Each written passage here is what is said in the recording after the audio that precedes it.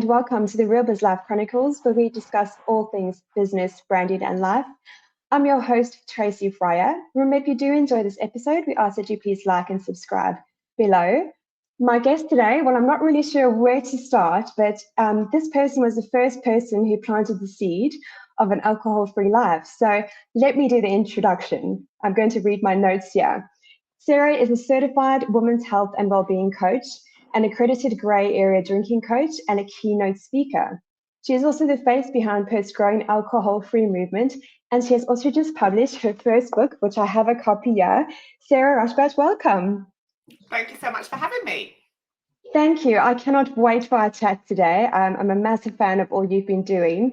I thought, Sarah, well, firstly, I want to just congratulate you on your awesome book. I have been reading it and I've been glued to every single page. And I just really want to celebrate you and commend you on the vulnerability, and the way you structured this book is so powerful. Congratulations.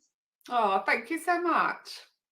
It's I know my mom said I'm not supposed to like highlight in a book, but I took my highlighter, I've dog-eared the pages, and what I really loved is that there was so much that you voiced, and it resonated with me so deeply. So thank you for being the voice in this space and leading the way. Thank you for saying that. And it was exactly what I wanted, was to write a book that women resonated with, a book that doesn't that really gets them to reflect gently on where they're at, but also gives them really practical tools and strategies for change if that's the path they want to go down. Yes, and like I said, the way it's structured, so you start off with your personal journey, and then you then kind of give some tools, and there's like checklists. It's so great because, as you know, quitting drinking can be quite a profound and nerve-wracking experience. But this is really a great tool and a great guide. Thank you. Sarah, take us back. How does one become a grey area coach drinking? Oh my gosh, I've totally stuffed that up. Let me start again. How does one become a grey area drinking coach?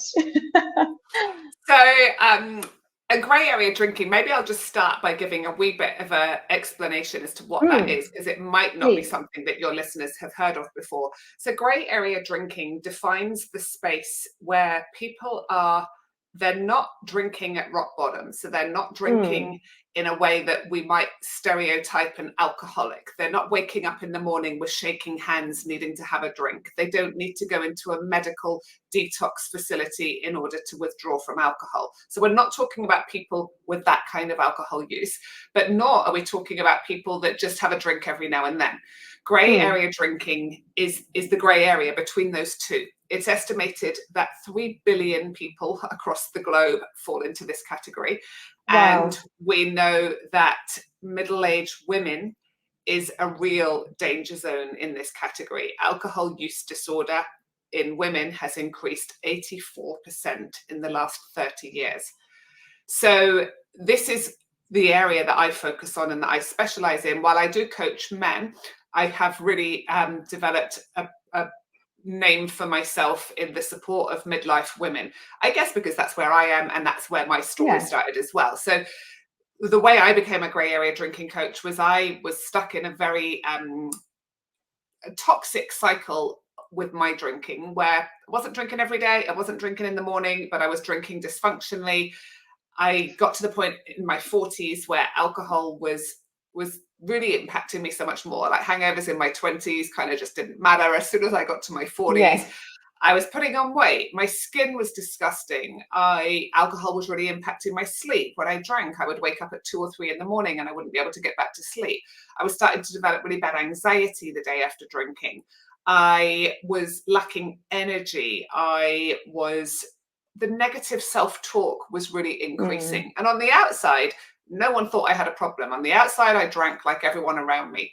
But on the inside, there was a lot of turmoil and there was a lot of discomfort. And I took a break from alcohol in 2017. And at that stage, there just simply wasn't the tools and resources that there is today in terms of supporting people. So I think there was one book out there or a couple, and that was it. But I took this break and all the things that I'd been struggling with pretty much disappeared. So my anxiety disappeared, my sleep improved, my self-talk became really positive, I lost weight. I made more money in 3 months than I'd made the entire year before. And at this time I was running my own recruitment business. So very much a sales driven, focus. And I was like, wow, I've done one thing here. I've taken alcohol out of the equation and all of these things have changed. But I went back to drinking because I didn't ever think that alcohol would never be present in my life. We have a very ingrained alcohol-centric society in Australia and in the UK, where I'm from. I was Sarah the party girl. I still thought that a life with alcohol was a better life, and that having that break, I thought that would be the reset that I needed. So I thought, right, now I'll go back to drinking and I'll just be an every now and then drinker, someone that just has a glass of wine with their Sunday dinner and that's about it. But it doesn't quite work like that. When you're a grey area drinker, you've created neural pathways in the brain that associate certain situations with alcohol. So when I'm stressed, I have a drink. When I feel sad, I have a drink. When I go to a party, I have a drink. Like, we've got all of these neural pathways and these connections in our brain. So as soon as we go back to going, oh, I'm going to drink again, all of those neural pathways start firing again. So the moment we feel stressed, the brain goes, have a drink. That's always works. Every time you go to a party, the brain goes, have a drink. That's what you do. And so very quickly, I was back to drinking the same amount as before. And over a period of 2 years, I was taking breaks. I was going back to drinking. I was trying to moderate. It was very rarely working for me. And finally, in 2019, I just had enough and I stopped drinking. And then COVID hit. I mean, thank goodness for that I'd stopped before COVID, because I dread to think what my drinking would have been like if I had been drinking through COVID. And I know for many of the women that I've coached that that's when their drinking really started to increase, because they were stuck at home, homeschooling, dealing with their partners. They're maybe not used to being with each other so much, all of those things. So that the impact of COVID meant that my recruitment business, I was doing legal recruitment at the time, pretty much shut down, because all the legal firms had hiring freezes. No one was hiring. So my services simply were redundant. And I'd always thought at some point in my life that I wanted to retrain and do something else. And so for me, COVID was actually the catalyst to that, because I don't know if I would have actually been brave enough. I was making good money. I had a really good flexible lifestyle. I don't know that I would have left behind my recruitment career.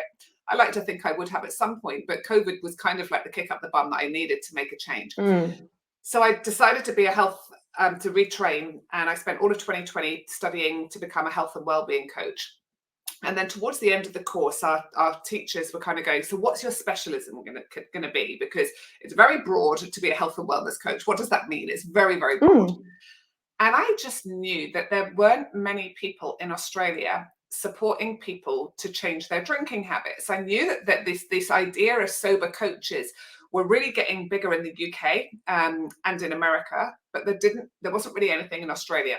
So I investigated a course to become an accredited grey area drinking coach, which I did in America. So online, I'd like to say I traveled to America for 3 months and lived there, but I was simply zooming in. So I did my online study and accreditation, and then I launched my business in early 2021. And since then, as you know, that's when you and I met, was when I was just in the new days of setting up my business. And since then, it's been bonkers. And so that is like how I got here. So incredible. I remember we did the branding for you, and it was just the start of your journey. And oh my goodness, like, look how far you've come in that time. It's really wonderful to see. And Sarah, what's the pushback that you experience? Do you find when you go out, do people sort of give you a bit of grief, or come on, love, just have one sort of thing? How do you handle that? So not so much now, I guess, because I'm coming up to 5 years. But at the first, it was definitely it's definitely a tricky one, because we have a society where, you tell someone you've stopped smoking and the immediate response will be, good on you, well done. And then you tell someone I've stopped drinking, and quite often it's like, oh, don't be so boring, just have one.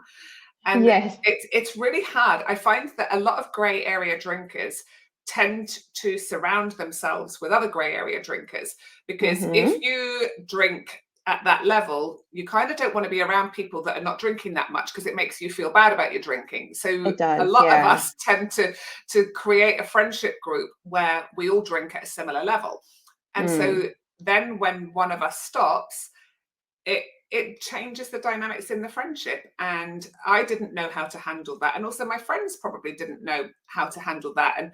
And so it took a period of adjustment to kind of go, well, I don't want to just go and sit in the pub while you're getting absolutely smashed, because that's quite boring for me. So how about we go and do an activity together? How about we go and do something?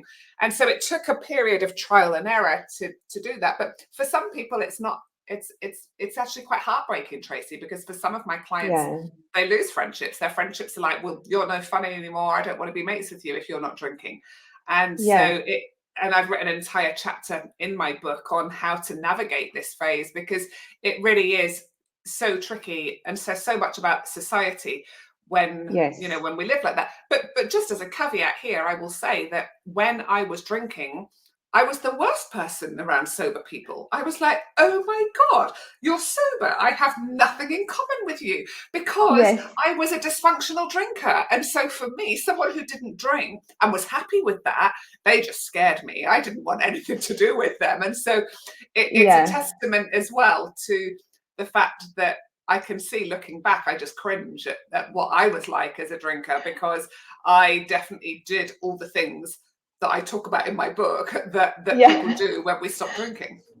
Well, yes, I was exactly the same. So I've been 2 years alcohol free, and the idea of not having alcohol in my life at one stage really scared me, because, like you say, it becomes so ingrained in everything that we do. You know, we celebrate, we've had a bad day, we're struggling to cope with something, or we've had an issue with someone. So it just becomes this mechanism that we constantly just masking ourselves with. So, and I experienced that as well, big friendship changes. And yes, it's devastating. It's really hard to go through that. After a few years now, you realize that we've connected with people who are more aligned and sort of support that journey a lot more. And I don't know about you, Sarah, but I found giving up alcohol has really put me on such a personal growth journey of self-discovery. There's nothing kind of, stopping that journey. Have you been the same? Absolutely. And all the thousands of women that I've coached have been the same. I think it's impossible to remove alcohol and not go on that journey, because a few things happen when we remove alcohol. So first of all, we start feeling our feelings because we're not numbing them all the time, right? So that can be scary and intense, but in the feeling of our feelings, we get to know ourselves. And so I was very disconnected to myself when I was drinking, because you can't have a deep self-connection if you're pissed or hungover all the time. Whereas when we remove alcohol, we start to get to know ourselves. We become naturally curious about, well, why am I the way I am? What makes me feel better? What makes me feel bad? I think we go on a real deep journey of self-discovery, which is actually incredible. And I was saying I'm coaching a group of women at the moment through my program, which is called Rediscovering Me. And it's about who am I when I remove alcohol.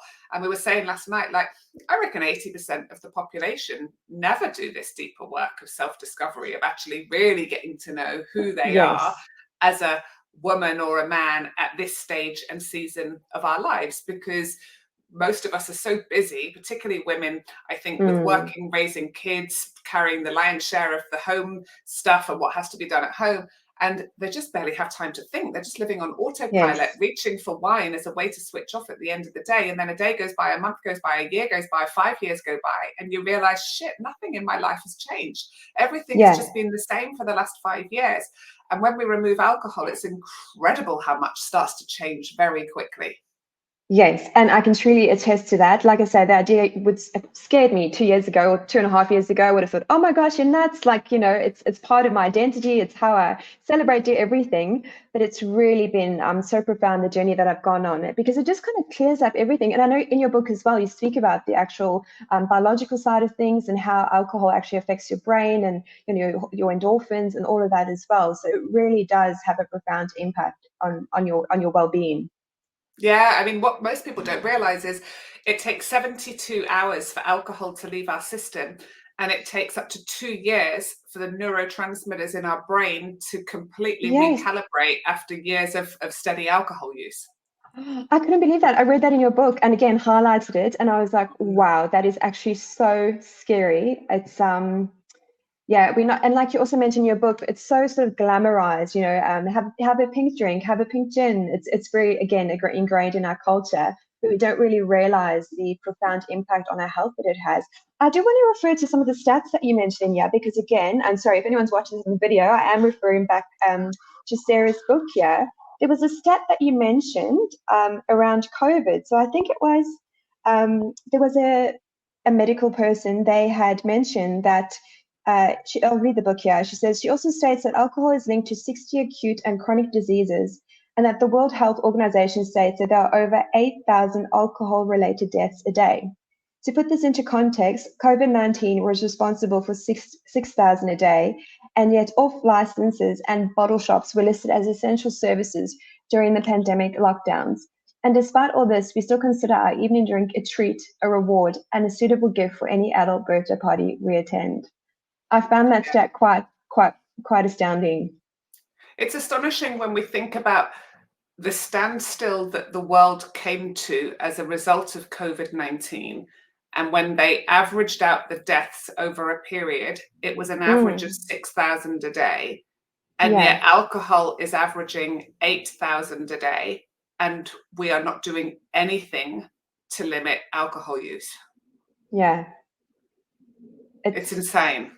It is. And I'm goosebumping because, yeah, it's just really, it actually shows you, it speaks a lot about community and society and where we're at. And again, you've really led the way in this space and, you know, bringing alcohol-free drink options into Perth, which is great. There's the odd place that needs some. There's still got lots of Coke Zero and water. Tell me about it. Yeah. But there is a lot more option than what there was a year ago. So it's really, really great to see.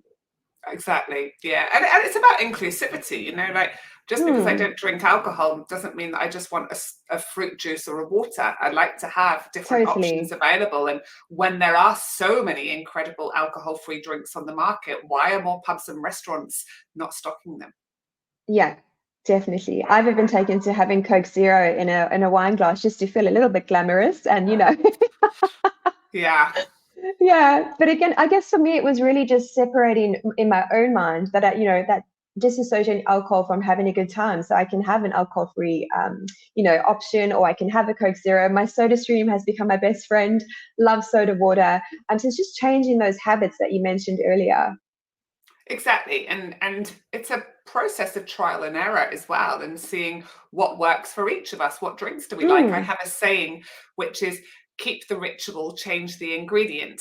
And so if you always pour a drink at 5 o'clock, come home and pour a drink at 5 o'clock, but pour an alcohol-free drink in a beautiful champagne glass or whatever, and still have that ritual. Yes, definitely. It's so important.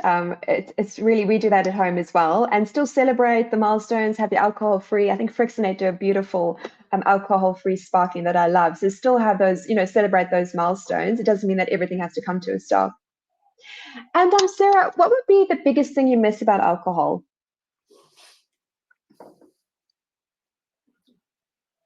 I don't think I have an answer. I honestly, that is an answer. Like I was going to say, sometimes I miss the absolute abandonment of care that being really pissed gives you. You know, like just that moment where you're drunk enough but you've still got your wits about you, and you just don't care about anything. But I can't think about that moment without coupling it with the chronic anxiety, shame, hangover, and nausea that would come with that. And so I can't compartmentalize those, because I know that one always brings the other. And so therefore I would say, no, I don't miss anything.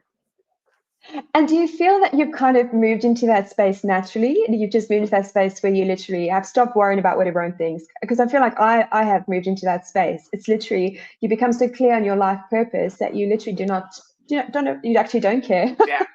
I think that the hard thing at the very start is it's all consuming to not drink, right? So those first 3 months, it's kind of like, how am I going to get through today and not drink? It's Friday night. How am I going to have a Friday night and not drink? You're thinking about it all the time.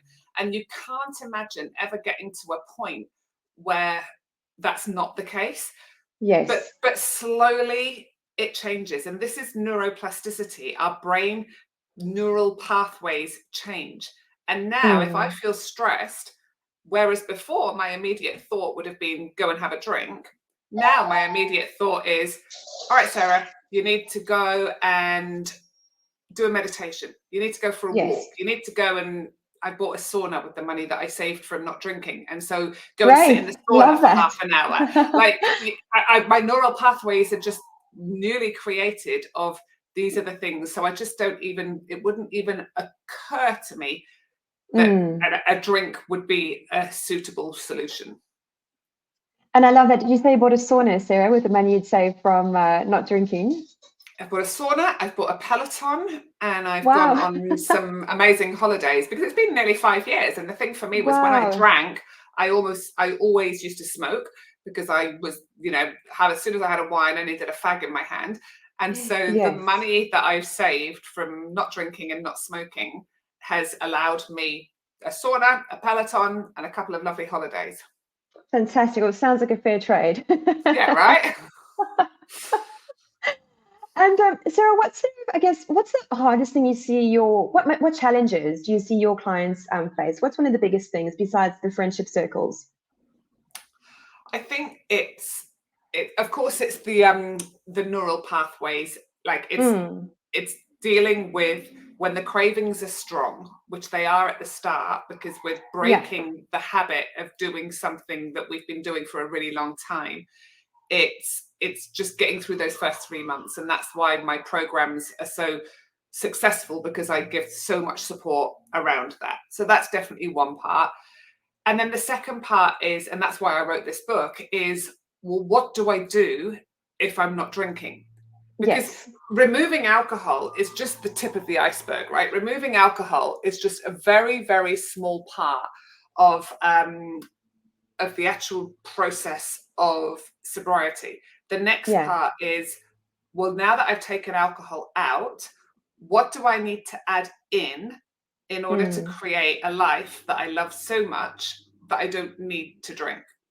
And that's the bit that people struggle with, because a lot of the women I'm working with are working, raising kids, juggling a house. Maybe they're caring for elderly parents. They're very busy and they're very overwhelmed. And their story that they tell themselves a lot of the time is, I don't have time to do anything else. And alcohol serves as a really useful tool at the moment, because we can drink our wine while we're unloading the dishwasher, prepping the dinner, making the lunches, doing the ironing. And so we feel like we're getting a little bit of something for us amongst all of the busyness of all the other things we have to do. And if we want to still carve out something for us, it means we've got to carve out time for us. And that means setting boundaries. That means delegating. That means starting to say no to other people so we can say yes to ourselves. And that's the deeper work that I love doing with my clients, so that they then go, I said no to that person. And that meant that I've suddenly got an hour free and I can go to that yoga class, or I can go and listen to that talk that I've been really interested in joining. And they start to see that there is time. We've just got to start to carve it out. Yes, so true. I think everyone struggles with that. And it's so powerful when you do start saying no. That's something else I've learned as well. Like, when you get really clear on, like I said, on your purpose and where you're going, saying no becomes an answer in itself and frees up so much time to do other things that you really love. Exactly. So Sarah, walk us through, what would be the steps that you take one of your clients on? Say they've given up drinking, they're kind of on day one. What are the first things that you'd look at? Yeah. So the first thing we do is get clear on our why. So why am I embarking on this journey of removing alcohol, whether we're committing to it being forever, whether we're committing to it being a month or 3 months? I always say to everyone at the start, don't overthink it. Don't put too much pressure on yourself. Set a small goal. Let's go for 30 days to start with, but let's get clear on your why. Because the cravings are going to be there. The moments of vulnerability are going to be there, where you're stressed, tired, anxious, overwhelmed, and your go-to has always been to reach for wine. And we need to make sure that we don't do that. So we've got to get clear on why we're going on this break. Let's get the booze out of the house. Like, no one needs to see a cold bottle of white wine every time they open the fridge to make dinner and No. stuff, right? So let's just Yeah. make it easier so that to get alcohol, we might have to drive to the bottle shop, and there's some Yes. steps in the way that during those steps we might pause and go, do I really want to do this? I'm not sure this is such a good idea.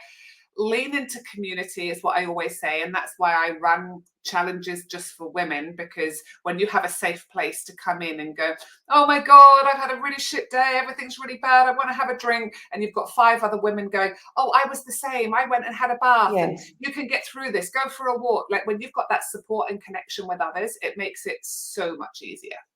Yeah. And I could definitely see that at your book launch. You had so many beautiful women there, some of your clients as well. And there was just such a great energy in the room. And a lot of them, we were speaking to some of them, my mom and I, and they really felt supported and guided on that journey, because it can be hard. Absolutely, it's hard. Of course it's hard. Yeah. If we've been doing this thing that society tells us is the right thing to do, because we've got to remember that we live in a world where alcohol to women is being constantly marketed and promoted as self-care, as a way to relax, as the reward that we deserve at the end of a busy day. Like, we're constantly getting those messages. And so it's hard to go against that. It's hard if you're surrounded by people that are drinking all the time. It's hard if you've been drinking for 20, 30 years and then you're wanting to make that change. And so I'm so glad that you got that feedback, that my ladies felt supported, because that's the most important fact for me, is that they feel supported. Yes, I remember Don and I probably hadn't been drinking for about a year and went to a wedding, and it was the first wedding. We were, alcohol free, and enjoying the wedding, and that everything was fine. And it was like 9 o'clock hit, and everyone just, like, obviously all the vino kicked in, and everyone just like flipped into mode. In the movies where everyone becomes a vampire, whatever. Yeah. It was so, like, such a wake up watching it from the other side. And we still had a great time, and actually learning to enjoy ourselves sober as well, but you see it from a very different lens. Yeah, you definitely do. And Yeah. then you realize, God, all those times that I thought I looked amazing and I just looked like an absolute idiot. Completely. And I'm laughing because I was always the one that would land up in a photo and I would look terrible. And at the time, I'm like, oh my gosh, I've got this, I've got my Prosecco, my espressos, and I am owning this. And then you get the photo from a wedding or whatever, and you just look terrible, or your dress is lopsided. Oh my goodness, the days. I do not miss those days. No, not me. And Sarah, do you find if anyone does backslide, how do you help them? So by backslide, I mean they've been sober for 3 months, they end up having another drink. Do you start the process again with them in guiding them to live an alcohol-free lifestyle?